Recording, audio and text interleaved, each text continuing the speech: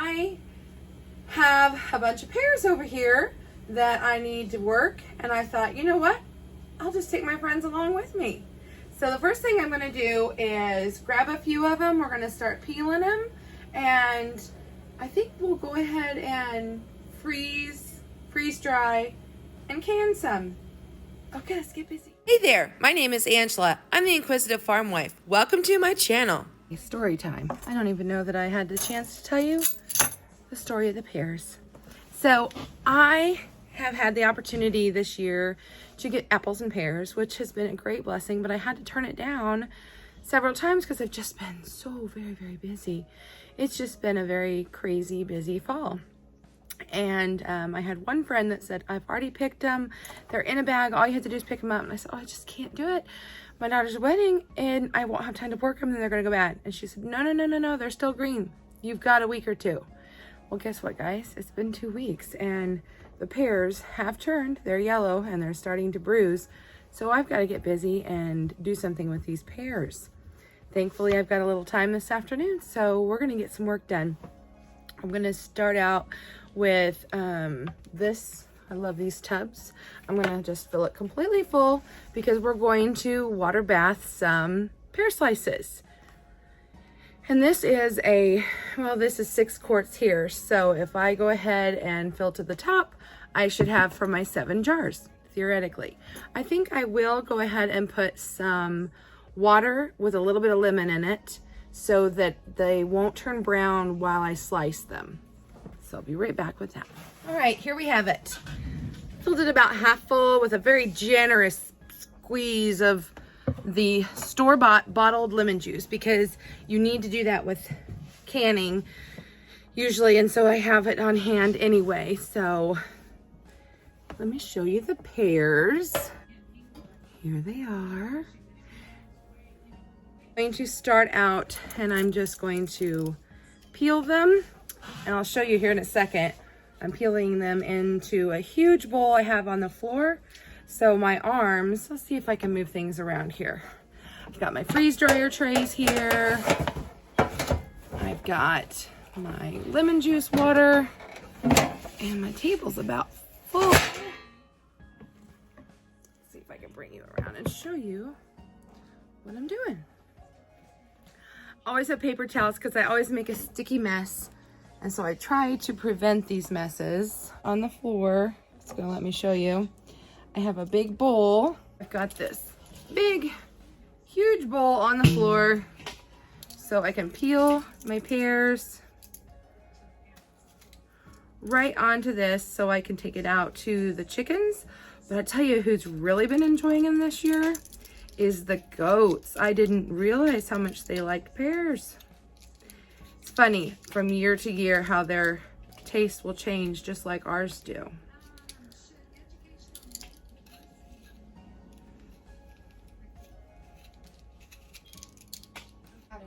Okay, so I'll slice down and you get a nice big chunk of pear. Take out any, I'll put that in the lemon water. And you end up leaving the core behind. You get 4 nice chunks. So it's basically a quartered pear. You could take these cores and make vinegar. You could steam them and make juice. You could make a jelly out of it. You could do all kinds of things with it. But I have so many and such little amount of time that even though it pains me to not be able to make another product out of it, because that's what I do with a lot of times when I get fruits and things, I'll make multiple things, but I am going to let this go, and this is just going to be a delicious treat for my animals, and they will love it, and in return, my chickens will give me eggs, and my goats will give me milk, so there you go. Okay, so the pears are sliced. It is as full as it could be, and now I'm going to go ahead and start filling the jar. I've had the jars sitting in the steamer, and we're going to raw pack these today. So you can raw pack them, or actually if you would want to make like a syrup, a simple syrup, a heavy syrup, light syrup, whatever you want, to put on them and boil it in there for like 5 minutes. Then it would take some of the air out of the fruit and it won't float in the jar. But again, I'm strapped for time, so I'm just gonna have to have floating fruit this time. And I'm okay with that. A wide mouth jar, although much nicer, I don't have available. And I can only get 6 in my steamer. So this way I can get 7 jars in the steam canner today. And that will be that many more fruits on my shelf for this winter. I think it's gonna be about perfect, guys. Yay. I love when things work out like this.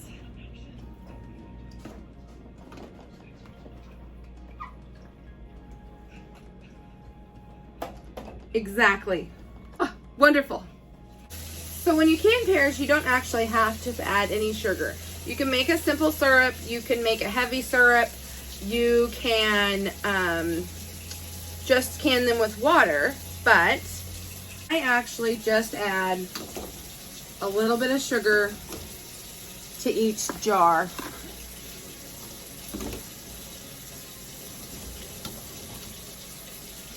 Probably about a tablespoon. I don't think I got any in that one.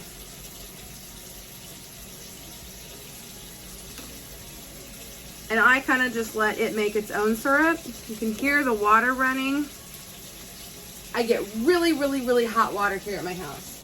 But I also have an electric tea kettle, and that works really good with canning. So next I'm just gonna pour in nice hot water. And we're gonna need about a 1/2 inch headspace. Make sure you debubble. And what that means is you need to go in around all the fruit. A little too much in that one. What a mess. You get all the little air pockets out of there. That sugar has already dissolved and the jars were already warm, so it doesn't bother that I put this water in there. If you leave air bubbles in there, then many times it'll overflow. You won't get a good seal. It's just not a very good canning experience. So make sure you always get the proper headspace and don't forget to debubble. We are going to be steam bath canning, which is the same time as water bath canning. So because these are quarts, we'll go 25 minutes. Next step, vinegar water. Always use it just to make sure that there's no little bits of any sort of fruit left on the side or sugar. This gets it nice and clean. I use straight vinegar when I do meat because that takes care of the grease, because that'll give you a bad seal too. This also gives you the opportunity to feel for any nicks that you might have missed when you were preparing jars. I'm gonna put on my lids.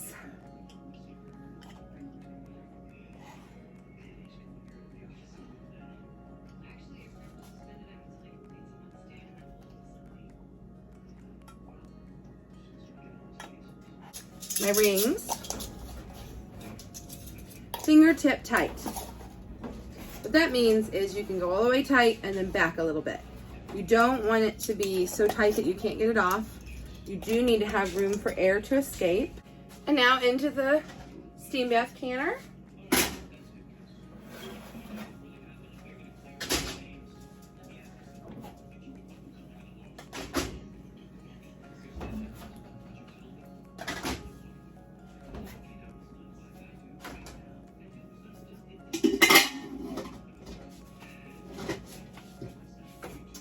Turn that up. We need to get ourselves in the green zone. Once we're there, we can set the timer for 25 minutes.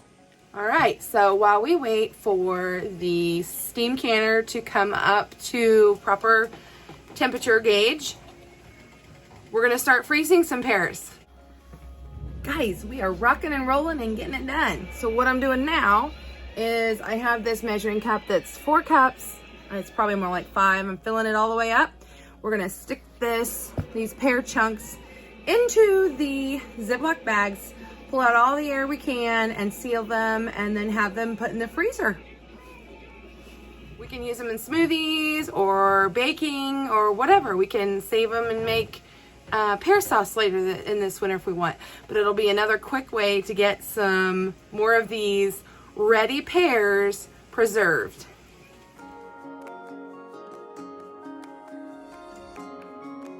Okay, so we're gonna freeze dry some of these pears next. I want to put them in chunks.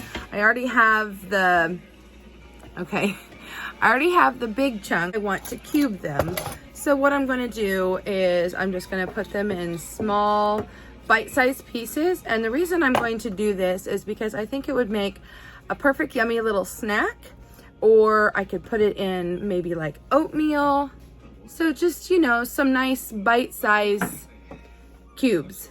So I'm going to fill these up. You can put 2.5 pounds, which I'm gonna guess is going to be about a half a gallon's worth of fruit in here, approximately, maybe 2 of these. And I'll put them in the freezer, and then I'll put them in the freeze dryer. All right, so we have one full now, and I'm going to just pop on this really cool lid that you get from Harvest Right, is where I ordered mine. And I'm just gonna shake it down, and I'm gonna go put it in the freezer while I continue working on the next 3 trays. Put them in the freeze dryer, and I'm a little confused. I've got to be honest with you. There are no cold spots, so technically it would be done, but they just don't seem quite as hard as some of the other fruits and things I've done. So I'm unsure. It's almost like foam. I mean, there's it's like maybe not exactly a texture of dehydrated, but it's not the hard crunchy. And I don't know if it's just the pears that I'm doing, or if it is my machine has been acting a little off lately. So I'm not sure what to think of this because I've never done pears before. So I think what I'm going to do is go ahead and I'll put them in the jars here, but I think I will use, see, it's like foam. So I know it's pulled out moisture, but I'm a little concerned, so I think I will put moisture and oxygen absorbers in here both, just to kind of make sure that these don't go bad, because this was a lot of work if it does. So yeah, I think that's the route I'll take. Okay, so you know, I changed my mind a lot on things. I decided to put in 3 of these silica packets, the desiccants, that'll take out the moisture, because I'm going to vacuum seal these, which will take out the oxygen. So that's the route we're going to go.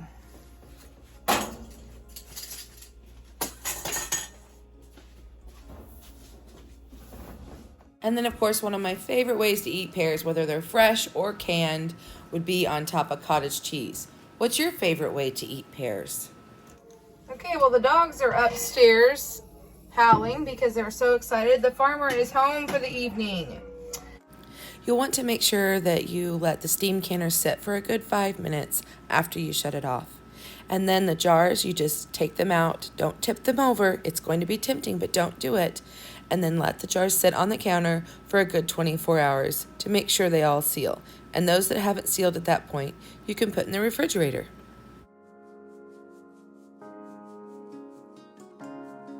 I already heard one pop. Love that sound. Thanks for hanging out with me today. I really appreciate having you here. If you haven't already, make sure you subscribe to the channel and give the video a like if you found value in this content.